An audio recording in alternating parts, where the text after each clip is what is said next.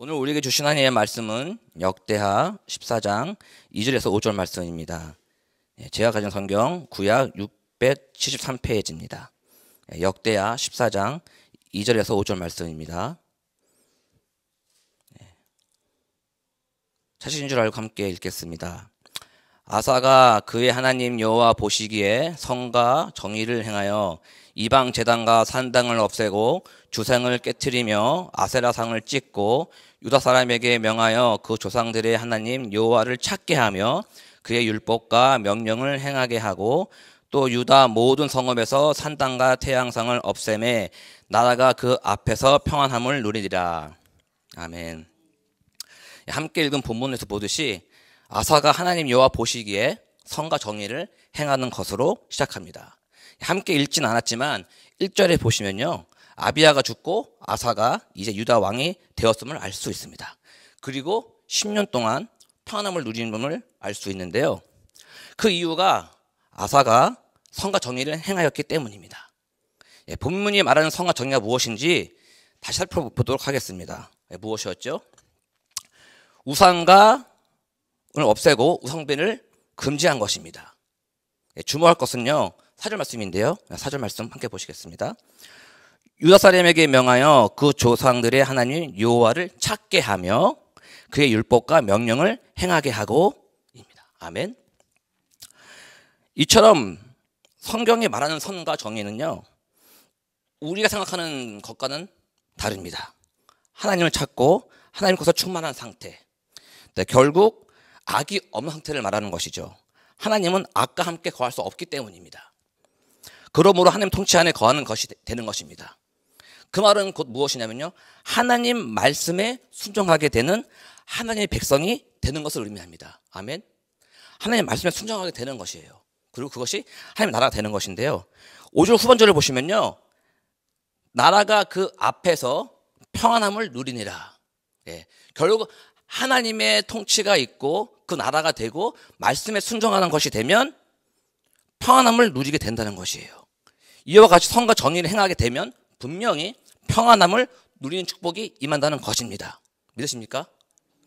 그렇다면 우리가 생각하고 행하는 성과 정의는 지금까지 무엇이 있었을까요?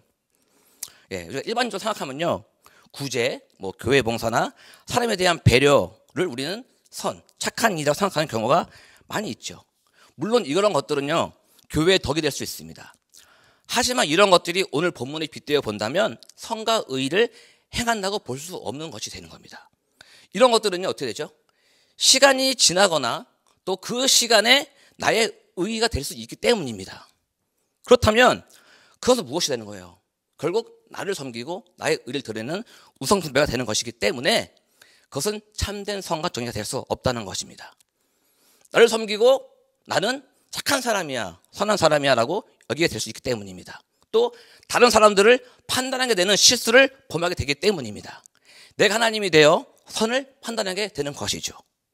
그럼 반대로 내가 행했던 선과 의를 또 후회하게 되는 상황도 있습니다. 그렇죠? 내가 그때 왜 그렇게 했는지 모르겠어. 그렇죠? 또 괜히 도와줬어. 도와줄 필요가 없었는데 해주면 뭐해? 알아주질 않잖아.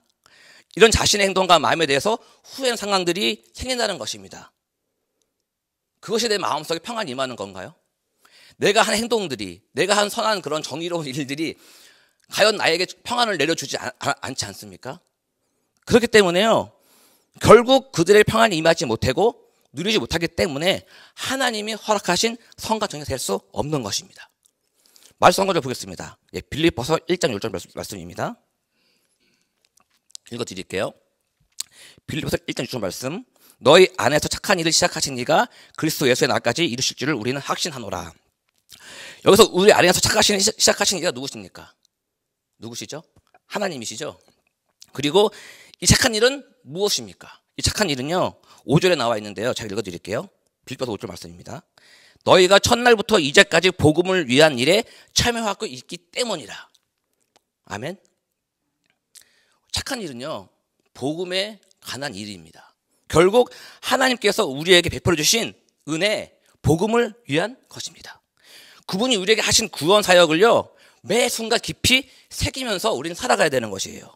예수 그리스도를 죽이심으로 우리를 죄가 없는 구분의 자녀 삼아 주신 것을 믿는 그 믿음이 기초가 돼야 되는 것입니다. 그 은혜가 우리를 움직이게 하셔야 되는 거예요.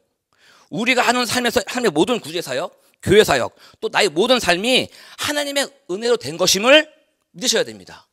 그리고 매 순간순간 묵상하셔야 되고요. 그로 말미암아 우리 마음에 평안이 가득하고 감사가 넘쳐나야 되는 것입니다. 믿으십니까? 본문으로 들어오겠습니다. 6절 앞구절을 보시면요.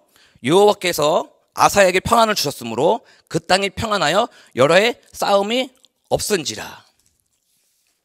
7절 말씀은요, 함께 읽어보도록 하겠습니다. 7절 말씀인데요, 함께 읽겠습니다. 아사가 일찍이 유다 사람에게 이르되 우리가 우리 하나님 여호와를 찾았으므로 이 땅이 아직 우리 앞에 있나니 우리가 이 성읍들을 건축하고 그 주위에 성곽과 망대와 문과 빗장을 만들자.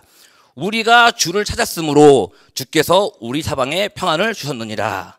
아멘. 그렇습니다. 지금 유다 사람들은요, 자신들이 우상과 숭배를 다 패하고 자신들이 하나님을 찾아서 평안하도록 선포합니다. 2번이나 고백하는 거예요. 우리가 우리 하나님을 찾았으므로. 그 귀한 붕의 감격을 지키고자 노력한 것입니다. 저와 여러분도요, 우리에게 허락하여 주신 구원의 감격을 지키고자 더욱 하나님을 찾기를 기도합니다. 그리하여서 하나님 주시는 평안을 누리시는 저와 뉴욕 십자가 교회 되기를 예수님의 이름으로 기도하고 축복합니다.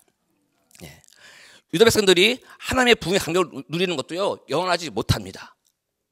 애굽에서요, 공격해 왔기 때문입니다. 그들의 군사들은요, 어마어마한 세를 가지고 올라오고 있습니다. 9절입니다. 구스 사람 세라가 그들을 치려하여 군사 100만 명과 병거 300대를 거느리고 말사에 이르매. 지금 병력이요, 비교되지 않아요. 8절을 보면은요, 아사 군대는 유다 중에서 큰 방패와 창을 잡는 자 30만이요 베냐민 중에서 작은 방패를 잡으며 활을 당기는 자가 28명이라. 그들은 다 큰 사였더라. 네, 지금 보십시오. 100만 대군과 병거 300대. 반면에 이 사람들은요, 큰 방패, 작은 방패, 찰과 황으로 나오는데 또 군사가 50만 밖에 안 돼요. 이들은 그들을 대적해야 되는 거예요. 하지만 그들은요, 지금 누가 함께 하고 계시죠? 하나님이 함께 하시고 계십니다. 그래서 그들은요, 두려워하지 않았어요. 그리고 성령 충만한 상황인 것이에요. 그래서 아사는 바로 자신들과 함께 하신 하나님께 기도를 합니다. 11절 말씀입니다. 이 말씀도요, 함께 읽어보겠습니다. 11절 말씀 함께 읽겠습니다. 아사가 그의 하나님 여호와께 부르짖어 이르되 여호와여, 힘이 강한 자와 약한 자 사이에는 주밖에 도와줄 리가 없사오니 우리 하나님 여호와를 우리를 도와줘서 우리가 주를 의지하오며 주의 이름을 의탁하옵고 이 많은 무리를 치러 왔나이다. 여호와여, 주는 우리 하나님이시오니 원하건대 사람이 주를 이기지 못하게 하옵소서 하더니. 아멘. 이 기도가요, 우리의 기도가 되길 바랍니다.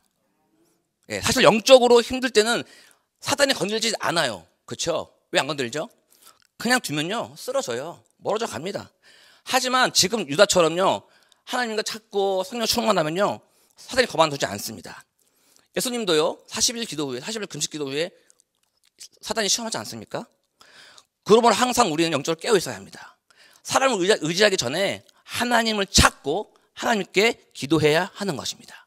내가 할 수 있는 일이든지 내가 진짜 할 수 없는 일이든지 항상 하나님께 묻고 의탁해야 하는 것입니다. 하나님 간절히 기도하고 또 기다리면 하나님께서 응답하실 것을 믿어야 하는 것이죠. 그때와 방법은 우리는 알 수 없습니다. 분명한 것은요, 염려하지 않고 감사함으로 하나님께 아뢰면 모든 지각에 뛰어난 하나님의 평강이 그리스도 예수 안에서 너희 마음과 생각을 지키신다고 말씀하십니다. 아멘. 하나님 우리의 기도를 다 들어주세요. 그리고 원하시는 건요, 우리 안에 평강입니다. 평안입니다. 두려워하지 마십시오. 사단은요, 은사자와 같이 우리를 두렵게 하고 넘어뜨리려 하고 영적으로 멀어지게 하는 것이죠. 하지만 우리 하나님은 우리가 온전히 하나님 앞에 항상 서 있기를 원하십니다. 믿으십니까? 삶 속에 두렵고 죄책감이 있다면 하나님을 찾으십시오. 하나님을 내 안에 모십시오. 그리고 간구하십시오. 그리고 그분을 의지하고 믿음으로 하나님께 모든 것을 의탁하십시오. 그러면요 우리 안에 평강이 임하는 줄 믿습니다. 저와 뉴욕 십자가 교회가 언제나 하나님을 찾고 의지하여 매일의 삶이 승리하는 삶이 되시기를 예수님의 이름으로 기도하고 축복합니다. 예, 기도하시겠습니다. 하나님 아버지, 오늘도 하나님을 찾아 여기에 왔습니다. 저희의 삶을 다 아시는 주님, 저희의 마음에 성령의 충만을 함께하여 주시옵소서. 감사함으로 평안함으로 매일의 삶이 하나님의 살아계신가 영광을 드러내는 삶으로 인도하여 주시옵소서. 하나님을 신뢰함으로 구한 모든 것을 믿음으로 기다릴 수 있는 승리하는 저희들 되게 하여 주시옵소서. 오늘 하루도 모든 것을 의탁하오며 예수님의 이름으로 기도합니다. 아멘.